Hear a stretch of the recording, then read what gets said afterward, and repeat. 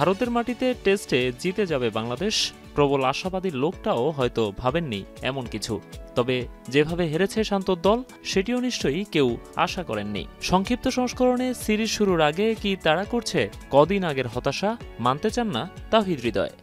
পাস্টে কি হয়েছে এটা নিয়ে আমরা বেশি ফোকাস করছি না।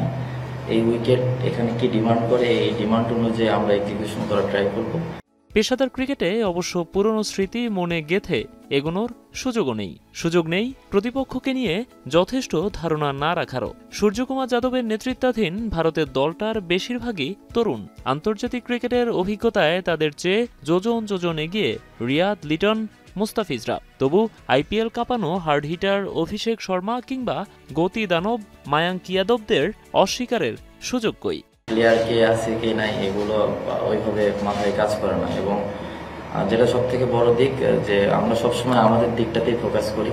আমাদের যে প্রসেস আছে সেই প্রসেসগুলো মেনটেন করার ট্রাই করি। এমন না যে আমরা তাদের বড় টিমকে হারাইনি। গোয়ালিয়রে প্রথমবার অনুষ্ঠিত হতে যাচ্ছে আন্তর্জাতিক ম্যাচ।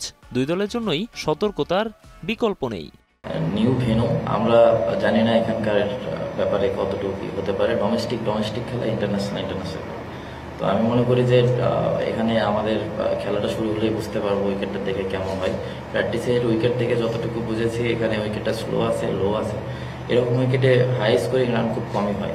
বিশ্বকাপের পর দুই দলই প্রথমবার নামছে টি-20 খেলতে। ভারতের গায়ে বিশ্ব চ্যাম্পিয়নের তকমা, আর বাংলাদেশ কোনো মতে দ্বিতীয় রাউন্ড খেলে আসা। তবু প্রতিদ্বন্দ্বিতার আশা করতেই পারেন সমর্থকরা, কারণ ক্রিকেটের গৌরবই অনিশ্চয়তা।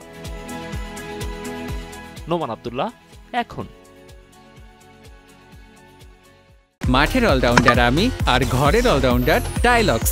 টাইলক্স টয়লেট ক্লিনার, ক্লিন মানেই টাইলক্স।